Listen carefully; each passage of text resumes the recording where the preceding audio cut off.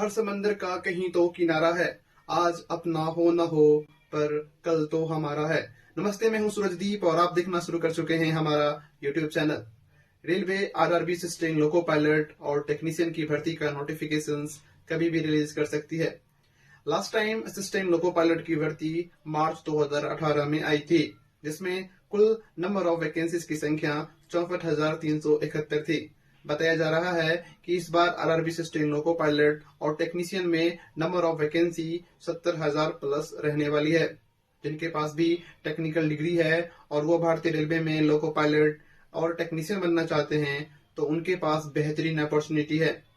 Railway में loco pilot बनने के लिए एलिजिबिलिटी क्राइटेरिया क्या है, एग्जाम पैटर्न क्या है, सिलेबस क्या होता है, एज लिमिट कितनी होती है, इसमें प्रमोशन कैसे और कब होता है, इन सारे सवालों पर मैं डिटेल्स में इस वीडियो में बात करूंगा।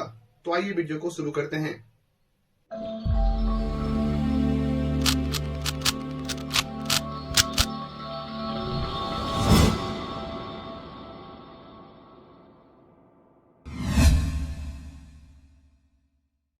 सबसे पहले हम एलिजिबिलिटी के बारे में बात करेंगे। जिन अभ्यर्थियों की आयु जनरल कैटेगरी में न्यूनतम 18 वर्ष और अधिकतम आयु 28 वर्ष है और उनके पास एजुकेशन क्वालिफिकेशंस के रूप में 10th प्लस आईटीआई या बीटेक या डिप्लोमा है, वह इस फॉर्म को भरने के लिए एलिजिबल हैं। एज लिमिट में railway community wise age relaxation देती है। SC/ST में 5 इयर्स और ओबीसी में नॉन क्रीमी लेयर में 3 इयर्स तक की छूट देती है। एएलपी और टेक्नीशियन के लिए एजुकेशन क्वालिफिकेशंस और टेक्निकल डिग्री में ट्रेड को लेकर स्पेसिफिकेशन दिए गए हैं। जिनके पास 10th प्लस आईटीआई, एससीबीटी या एनसीबीटी से मान्यता प्राप्त सर्टिफिकेट है, वो असिस्टेंट लोको पायलट और टेक्नीशियन के 2 पोस्ट टेक्नीशियन ग्रेड 3 सिग्नल और टेक्नीशियन ग्रेड 3 टेलीकम्युनिकेशन को छोड़कर बाकी सारे टेक्नीशियन पोस्ट के लिए एलिजिबल होते हैं। जिनके पास भी बीटेक और डिप्लोमा में इंजीनियरिंग है, वो केवल असिस्टेंट लोको पायलट के लिए एलिजिबल हैं। जिनका 10+2 पीसीएम से है, वो टेक्नीशियन के 2 पोस्ट टेक्नीशियन ग्रेड 3 सिग्नल और टेक्नीशियन ग्रेड 3 टेलीकम्युनिकेशन पोस्ट के लिए एलिजिबल हैं। एएलपी टेक्नीशियन का एग्जाम 2 चरणों में होता है, सीबीटी 1 और सीबीटी 2। सीबीटी 1 टोटल 75 मार्क्स के होते हैं, जिसके लिए आपको 60 मिनट का टाइम दिया जाता है। फर्स्ट स्टेज सीबीटी एग्जाम में 75 क्वेश्चंस का डिस्ट्रीब्यूशन इस प्रकार होता है जैसा यहाँ आप स्क्रीन पर देख पा रहे हैं। मैथमेटिक्स से 20 क्वेश्चंस, रीजनिंग से 25 क्वेश्चंस, जनरल साइंस और करंट अफेयर से 10 क्वेश्चंस पूछे जाते हैं। फर्स्ट स्टेज सीबीटी एग्जाम में प्राप्त नॉर्मलाइज मार्क्स के बेस पर मेरिट बनाकर community wise total number of ALP और टेक्नीशियन की पोस्ट का 15 टाइम स्टूडेंट को सेकेंड स्टेज के लिए शॉर्टलिस्ट किया जाता है। Second stage CBT exam 2 part में होता है, पार्ट ए तथा पार्ट बी। पार्ट ए पूरी तरह से नॉन टेक्निकल होता है, जिसमें 100 क्वेश्चंस के लिए आपको 90 मिनट्स का टाइम दिया जाता है। पार्ट ए में 100 क्वेश्चंस का डिस्ट्रीब्यूशन इस प्रकार होता है जैसा कि आप यहाँ स्क्रीन पर देख पा रहे हैं। मैथमेटिक्स से 25 क्वेश्चंस, रीजनिंग से 25 questions, basic science and engineering से 14 क्वेश्चंस और जनरल अवेयरनेस और करंट अफेयर से 10 क्वेश्चंस पूछे जाते हैं।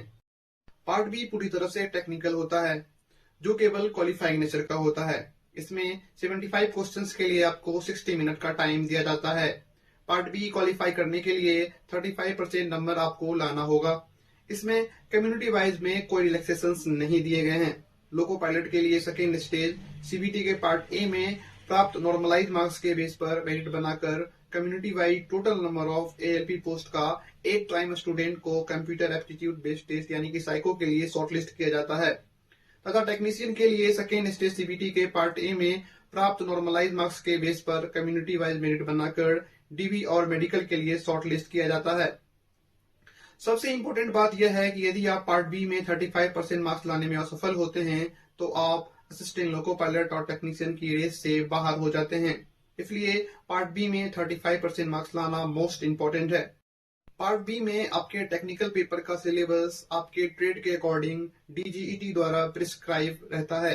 असिस्टेंट लोको पायलट के लिए सेकेंड स्टेज सीबीटी के पार्ट ए में प्राप्त मार्क्स का 70% तथा कंप्यूटर एप्टीट्यूड बेस्ड टेस्ट में प्राप्त मार्क्स का 30% को जोड़कर कम्युनिटी वाइज मेरिट बनाकर स्टूडेंट को डॉक्यूमेंट वेरिफिकेशन और मेडिकल के लिए शॉर्ट लिस्ट किया जाता है। यूं तो आप एएलपी टेक्नीशियन बनने के बाद सीनियरिटी के अकॉर्डिंग आपका प्रमोशन होते रहता है। इसके अलावा रेलवे आपको आगे के लेवल में प्रमोट होने के लिए जीडीसीई और एलडीसीई एग्जाम देने का मौका समय समय पर देती रहती है। आशा करता हूं कि इस वीडियो में मैं एएलपी और टेक्नीशियन एग्जाम के संबंधित सारी जानकारी देने में सफल हो पाया। जिनका भी सपना है रेलवे में स्टेनो पायलट बनना या टेक्नीशियन बनना, उनको मेरी ओर से ढेर सारी शुभकामनाएं। वीडियो देखने के लिए आपका बहुत बहुत धन्यवाद। Thank you very much.